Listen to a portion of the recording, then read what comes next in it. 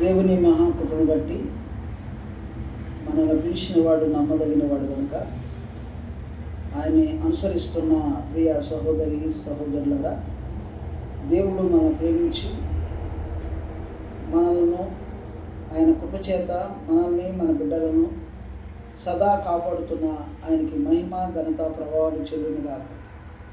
ఈరోజు మీతో మాట్లాడటానికి నేను మీ ముందుకి వచ్చాను. యూట్యూబ్ ద్వారా ఎందరో వీక్షిస్తున్నారో వారిని వారి బిడ్డలను సదాకాలము దేవుడు కాసి కాపాడునుగాక. ప్రేమైన దేవుని బిడ్డలారా, నేను ఒక విషయాన్ని మీ ముందు పెట్టాలనుకుంటున్నాను. బైబిలును యేసుక్రీస్తుని అనుసరించాలంటే,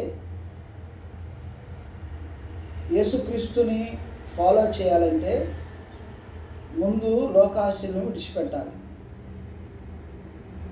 లోకములో ఉన్న చెడ్డ కార్యాలని ద్వేషించాలి. అందుచేత ఎవరైతే వాటిని ద్వేషిస్తారో, ఎవరైతే వాటి నుండి విడుదల పొందుతారో, పొంది ఆయన సన్నిధికి ఎవరు వస్తారో వాళ్ళ పక్షంగా దేవుడు నిలబడతాడు. ఇది మనకి బైబిల్ నేర్పుతున్న ఒక నియమం. ఈ నియమాన్ని అనుసరించటానికి చాలామంది ఇష్టపడరు.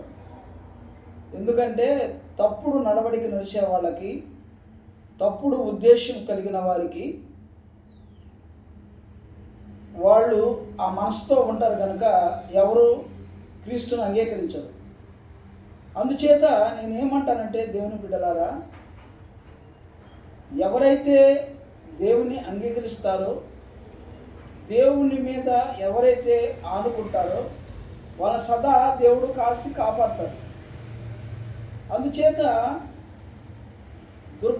దుర్మార్గపు స్థితి నుండి విడిపించబడాలంటే, మన బ్రతుకుని మార్చుకోవాలంటే కొందరు మాత్రమే అవును ఇది తప్పు కనుక ఇది చేయకూడదు అని కొందరు దేవునిని అంగీకరిస్తారు. కొంతమందికి ఆ మనసు రాదు. బైబిల్లో మీకు ఒక వ్యక్తిని చూపిస్తాను. ఆ వ్యక్తిని బట్టి మనము ఏమని అర్థం చేసుకోవాలో ఆలోచించేద్దాం. దేవుడు ఎన్నో అద్భుతాలు చేశాడు, ఆశ్చర్యమైన కార్యాలు చేశాడు. ఏ కార్యాలైనా ఆకాశం భూమి ఈ గ్రంథం సరిపోదు ఆయన చేసిన అద్భుతాలు. కొంతమట్టుగా రాయబడినాయి కానీ చాలా అద్భుతాలు చేశారు. ఏ అద్భుతాన్ని మనం కాదన్నాం. ఈయనే దేవుడని, ఈయనే రక్షకుడని, మనం సృష్టికర్తని, ఏ అద్భుతాన్ని బట్టి మనం ఆయన్ని ఆరాధిద్దాం కదా. ఎన్నో అద్భుతాలు చేశాడు. నిజంగా దేవుడు కాబట్టే ఈ అద్భుతాలు చేయగలిగాడు అని నమ్మి చాలామంది తమ జీవితాన్ని మార్చుకుని ఆయన వెంబడించే ప్రియ సహోదరి సహోదరులరా, మీరు ఈ విధంగా బలపరచబడటాకే యూట్యూబ్ ద్వారా, మీకు ఈ ప్రసంగాల ద్వారా మిమ్మల్ని మీ కుటుంబాన్ని బలపరచటాకే దేవుడు మీ వద్దకు నన్ను పంపించాడు. ఈ విధంగా ఈ ప్రసంగాలు వింటున్న మీకు ఒకటి మాత్రం గుర్తుపెట్టుకోవాలి. బైబిల్ గ్రంథంలో మనం చదివినట్లయితే ఇక్కడ ఒక అంశాన్ని మనం చూద్దాం. మత్తయి సువార్త 14వ అధ్యాయము చదువుకున్నాం. మత్తయి సువార్త 14వ అధ్యాయంలో ఏమి రాయబడిందో మనం ఒకసారి చూద్దామా. ఆ సమయమందు శతాధిపతి అయిన హేరోదు యేసుని గురించి సమాచారం విని, ఇతడు బాప్తిమిచ్చు యోహాను, ఇతడు మృతుల నుండి లేచి ఉన్నాడు, ఇతని వలనే ఈ అద్భుతాలు అతని యందు క్రియారూపంగా వస్తున్నవని తన సేవకులతో చెప్పాను. ఏలైనగా నీ సహోదరుడైన ఫిలిప్పు భార్యను హేరోదియను ఉంచుకుంటా న్యాయమా కాదా అని. చూడండి, ఇక్కడ అన్యాయము కాదా అని చెప్పగా హేరోదు ఆమె నిమిత్తమై యోహానును పట్టుకొని బంధించి చెరసాలలో వేయించి ఉండెను.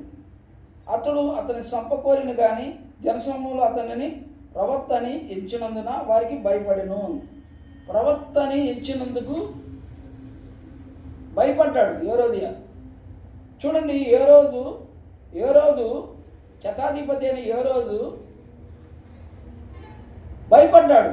ఆయన ఒక ప్రవక్త అని చెప్పి హేరోది గురించి ఇది తప్పు కదా అని యోహాను నిలదీసి అడిగినందుకు సరసాల వేయించాడు.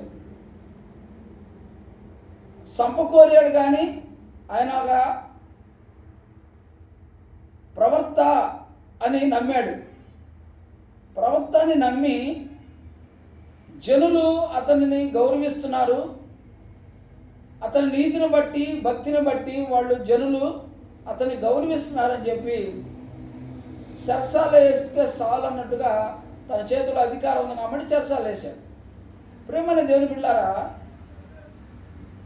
చెరసాల వేయించిన తర్వాత ఒకరోజు హేరోదు రాజుకి, శతాధిపతి అయిన హేరోదు జన్మదినం వచ్చింది. జన్మదినం వచ్చినప్పుడు హేరోదియా కూతురు, అంటే ఇక్కడ మనం చూసినట్లయితే అయితే ఆ రోజు హేరోదు జన్మదినము వచ్చినప్పుడు హేరోదియా కుమార్తె వారి మధ్య నాట్యమాడి హేరోదును సంతోషపరిచాడు. కనుక ఆమె ఏమి అడిగినా ఇచ్చేదనని అతడు ప్రమాణపూర్వకంగా వాగ్దానం చేసెను. అప్పుడు ఆమె తల్లి చేత ప్రేరేపించబడి బాప్తిమిచ్చు యోహాను తలను ఇక్కడ పల్లెములో పెట్టి నాకిప్పించమని ఆమెను అడిగను. చూడండి, అంటే మనిషిని ఇది తప్పు, పిలుపు భార్యను ఇలాని సహోదరుని భార్యను నువ్వు అలాగా అట్టు పెట్టుకోవటం, అలాగా నువ్వు ఉంచుకోవటం అది తప్పు అని నిలదీశాడు యోహాను. ఇది అడిగినందుకు హేరోదు శతాధిపతి అని హేరోదన్న భయపడ్డాడు దేవుడికి. కానీ ఇక్కడ ఏం జరిగిందంటే హేరోది మాత్రం భయపడలా. ఆయనకి జన్మదినం వచ్చినప్పుడు కూతుర్ని వలగా వేసి, ఇప్పుడు ప్రమాణపూర్వకంగా చెప్పినప్పుడు ఆమె ఏం అడగాలి? ఈ రాజ్యంలో సగం నాకు ఇమ్మను, ఏదో ఉపయోగపడే విషయాన్ని అడగవచ్చు. యోహాను తలను కొట్టిమంటాకి హేరోదియా బిడ్డకు చెప్పి పంపటం వల్ల యోహాను తలను కొట్టించుటాకి, అంటే చూడండి, యోహాను తలను తీసివేయటానికి, యోహానును చంపించటానికి కూడా ఆమెలో అంత పగ పెట్టుకుంది. అంటే తప్పుని తప్పు అంటే ఒక మనిషిలో అంత ఘోరత్వం ఉంటుందా అని మనం ఆలోచిస్తే ఖచ్చితంగా ఉంటుంది. ఇప్పుడు బైబిల్ తప్పుని ఎంకరేజ్ చేయదు. అందుకే ఈరోజు చాలామంది తిరుగుబాటు చేస్తారు. బైబిల్ తప్పుల్ని ఎంకరేజ్ చేయదు, ఇది గుర్తుపెట్టుకోవాలి. అందుకే చాలామందికి బైబిల్ అంటే, క్రిస్టియన్ అంటే గిట్టదు. ఎందుకంటే అది ఎవడు అంటే భూమి మీద తప్పులు చేయడమే అలవాటు పడిన జన్మ కనుక దేవుడు యథార్థవంతులుగానే పుట్టించాడు. కానీ మనము యథార్థవంతులుగా పుట్టిన మనము నానా విధాలుగా మనం తప్పులు చేస్తున్నాం కనుక ఇది ఖండిస్తున్నప్పుడు వాళ్ళకి బాధ కలుగుతుంది. తప్పుని తప్పు అన్నప్పుడు బాధ కలుగుతుంది కదా. అలాగే ఇక్కడ అదే కలిగింది. ఈరోజు సేవకుల మీద తిరుగుబాటు చేయటానికి కారణం ఏంటంటే, ప్రియమైన వాళ్ళరా, సేవకులు వెళ్ళి ఒక గ్రామంలో సువార్తను చెబితే అక్కడ వాళ్ళకి అక్కర సంబంధం ఉన్నప్పుడు ఎక్కడ మారిపోయిందని వీళ్ళు వస్తే ఎక్కడ నేను ఆమెతో అక్కర సంబంధం పెట్టుకున్నది నన్ను నుంచి ఎట్లా వెళ్ళిపోయిందో అని చెప్పి భయపడి కూడా ఆటంకపరిచే వాళ్ళు కూడా ఉంటారు. ఆ స్వార్థం కోసం దేనికైనా దిగజారుతాడు మనిషి. అందుకే సేవకులు వచ్చినప్పుడు వాళ్ళు ఆటంకపరుస్తున్న కారణం ఏంటంటే ఇదే. వాళ్ళ దుర్మార్గ గతానికి ఎక్కడ బైబిల్ను పరిచయం చేస్తే, ఎక్కడ వాళ్ళు తప్పులు మానేస్తే మా అక్కర సంబంధం పోయిద్దని అనుకునే వ్యక్తులు కూడా దీనికి తిరుగుబాటు చేస్తారు. ఇక్కడ చూడండి, హేరోదియా ఎంత ఘాతుకానికి తెగించిందో చూడండి. ప్రేమైన వాళ్ళ ఏం చేసుకుంటుంది దాని తల ఏం చేసుకుంటుంది? ఇప్పుడు అక్కడ ఆయన ప్రమాణపూర్వకంగా వాగ్దానం చేశాడు. వాళ్ళందరిని బట్టి ఆయన తలను కొట్టించాడు. ఎందుకంటే ఆయన శతాధిపతి కనుక, ఆయన మాటకు మీద నిలబడే వ్యక్తి కనుక, ఈ వ్యక్తి ఎక్కడ మాట తప్పితే నా పరువు పోద్దన్న ఉద్దేశంతోనే కొట్టించాడు. కానీ అతడు నీతిమంతుడని, ఒక ప్రవర్తని, ఒక బోధకుడని తెలిసి కాడ ఈ తప్పు చేయడానికి కారణం, ప్రేరేపించబడటానికి కారణం ఏంటంటే హేరోదియే కారణం. చూడండి, ఇట్లాంటి దుర్మార్గ పనులను చేస్తున్నప్పుడు, బైబిల్ నిలదీసి అడుగుతున్నప్పుడు చాలామందికి కోపం రావచ్చు. తప్పులు మానుకోవడానికి ఎక్కడ తప్పులు ఖండిస్తారో, ఎక్కడ తప్పులు జరగకుండా పాస్టర్ గారు బోధించి ఎంతమందిని మార్చేస్తాడో, ఇలాంటి భయం, ఆందోళన ఎవరికి కలిగిద్దంటే తప్పులు చేసేవాడికే కలిగిద్ది. ఎవడైతే తప్పులకి అలవాటు పడ్డాడో, దుర్మార్గానికి అలవాటు పడ్డాడో, ఇటువంటి వాళ్ళు మాత్రమే బైబిల్ ఆటంకపరుస్తారు, అడ్డుపడతారు తప్ప ఇది తప్పు అని చెప్పుతుంది బైబిల్. తప్పులను తప్పునని ఖండిస్తున్నప్పుడు దానిని సర్దిద్దుకోవాల్సింది పోయి అడ్డుకుంటారా, ఆటంకపరుస్తారా? ఇది అక్కడే జరిగింది. ఇది హేరోదియా ఇలాగా ఘాతుకానికి పాల్పడిందంటే కారణం ఆమె వ్యభిచారం చేస్తుంది. శతాధిపతితో వ్యభిచారానికి పాల్పడింది. అందుచేత ఎప్పుడైతే తప్పుని నిలదీసి అడిగాడో, పిలుపు భార్యని నువ్వు ఇలాగా చేయటం తప్పు అని ఖండించాడో, అది పగగా పెట్టుకుని పనిచేసింది. ప్రేమైన దేవుని బిడ్డలు, మీరు ఒకసారి అర్థం చేసుకోండి. మనం ఒకసారి అర్థం చేసుకుంటే,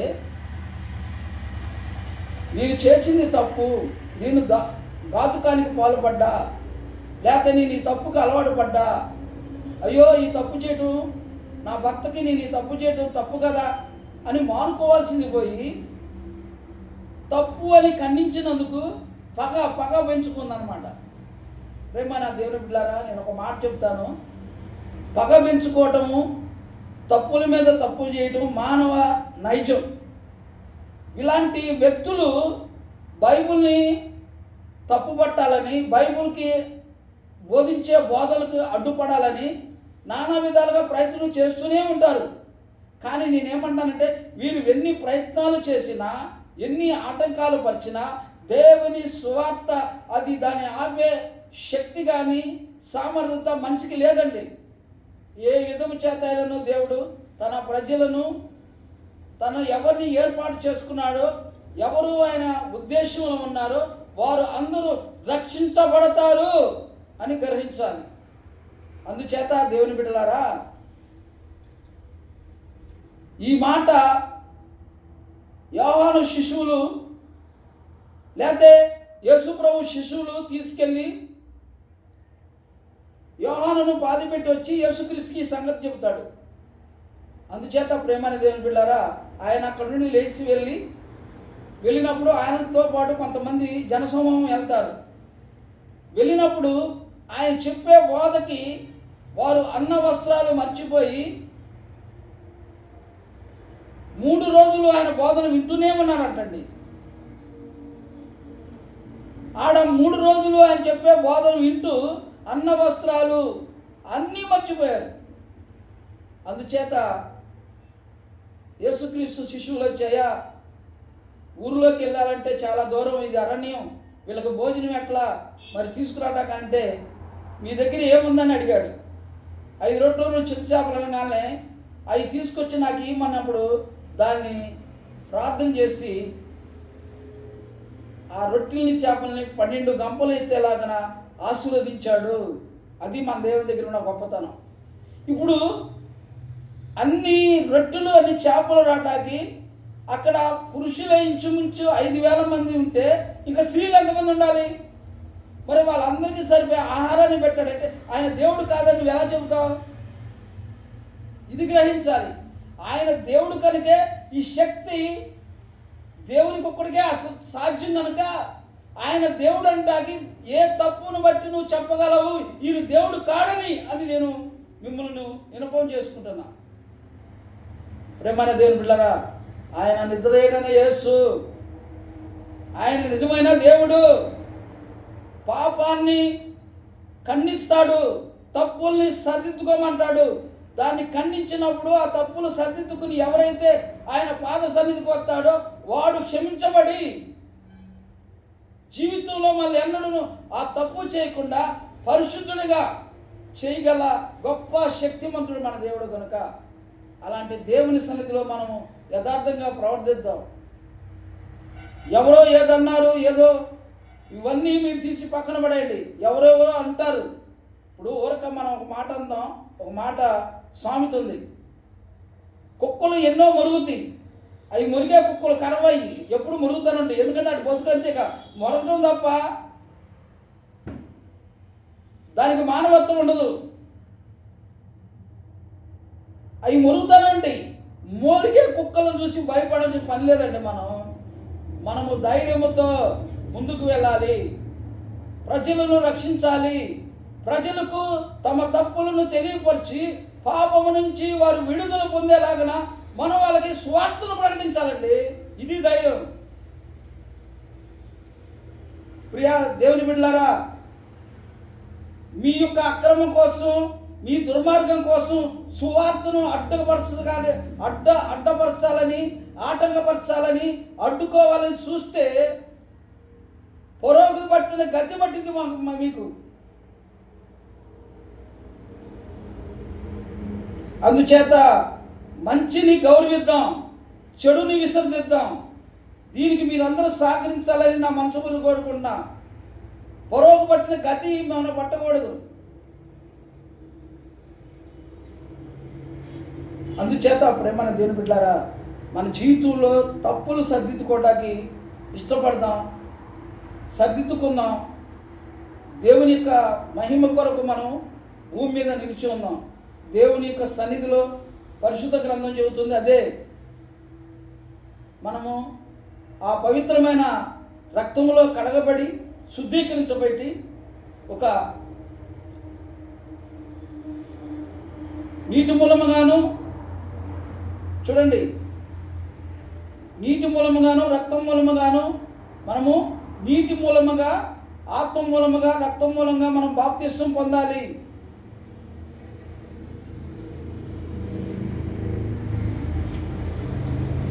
నీటి మూలముగా, ఆత్మ మూలంగా మనం బాప్తిస్వం పొందితే, ఆయన రక్తంలో మనం కడగబడితే నేను పరిశుద్ధులుగా భూమి మీద సంచరిస్తాం. దేవుని యొక్క రాకడ కొరకు ఎదురు చూస్తాం. లేదు, దేవుడు పిలుచుకుంటే వెళ్ళిపోతాం. శాశ్వతమైన ఆయనతో ఉండే గడిపే భాగ్యాన్ని మనం కోరుకుందాం. భూమి మీద ఎవరు చేసినా దేవుడు అని అనటానికి క్వాలిటీ ఉండాలండి. ఆ క్వాలిటీ ఎవరిలో ఉంది? ప్రభులో ఉంది. ఈయన దేవుడు అనటానికి క్వాలిటీ ప్రభులో ఉందండి. ఆయన దేవుడని గుర్తించలేక కామంతో కళ్ళు మూసుకుపోయి పొరలు గమ్మి నీ ఇష్టం వచ్చినట్టుగా బైబిల్ని, బొగడా బైబిల్, ఆ బైబిల్, ఈ బైబిల్ అని నీ నోటికి వచ్చినట్టుగా ఈ భూమి మీద నువ్వు ఇష్టానుసారంగా మాట్లాడితే నీకు పరిణామం తప్పదు. దేవుడు ఒకరోజు ఆ పరిణామాన్ని ఖచ్చితంగా మన దగ్గరికి వస్తుంది. ఏం కంగారు పడద్దు. అలాంటి పరిణామానికి మీరు వెళ్ళకూడదన్న మంచి మనసుతో చెబుతున్నాను. మీ తప్పుల్ని సరిదిద్దుకోండి. బైబిల్ని ఆటంకపరచొద్దు, సేవకుల్ని ఆటంకపరచొద్దు, సువార్తలకి ఆటంకపరచొద్దు. ఒక క్రిస్టియను వ్యాపించటం వల్ల ప్రతి మనిషి ఆ తప్పులు సరిదిద్దుకుని ఒక ప్రశాంతమైన వాతావరణం తీసుకొచ్చేవాడే సేవకుడు. ఆ దేశానికి కానీ, ఆ ప్రాంతానికి కానీ, ఆ ఊరికి కానీ ఒక మంచి వాతావరణం తీసుకొస్తాడండి. అక్రమం జరగదు. ఒకడు భార్య ఒకడు తీసుకెళ్ళాడు, ఒకడు భర్త ఒకరు తీసుకెళ్లారు. ఎందుకంటే వాళ్ళ తప్పులు సరి చేసుకున్నారు కనుక, పాపానికి అవకాశం ఇవ్వట్లేదు కనుక, వారి బిడ్డలు సమాజంలో వాళ్ళు చక్కగా బ్రతకాలి అంటే దేవుణ్ణి పరిచయం చేయాలి వాళ్ళకి. అప్పుడే దేవుడు అంటే భయం ఉండి తప్పులను నుంచి వారు తొలగించబడి మంచి మార్గంలో నడిపించటాకే యేసుక్రీస్తు ఈ లోకానికి వచ్చాడని నేను పదే సార్లు మీకు చెబుతూనే ఉన్నా. అర్థం చేసుకోండి, సహకరించండి. దయచేసి ఈ బోధకు మీరందరూ సహకరిస్తున్నందుకు చాలామంది వింటున్నారు. తప్పక లైక్ చేయండి, అలాగనే అనేకులకు షేర్ చేయండి, సబ్స్క్రైబ్ చేసుకోండి. దేవుని బిడ్డలారా, కల్వరి సైన్యం ప్రార్థనా మందిరాన్ని అనే దాన్ని ఈ బోధ అనేకులకు వెళ్ళాలి, అనేక మంది మారాలనే ఉద్దేశంతో మీ ముందుకు వచ్చాను తప్ప వేరే ఉద్దేశంతో రాలేదు. అందుచేతన ప్రేమ దేవుని బిడ్డలారా, సబ్స్క్రైబ్ చేసుకుని షేర్ చేయండి, లైక్ చేయండి, అలాగే కామెంట్ రూపంలో మీ అభిప్రాయాలు తెలియపరచండి.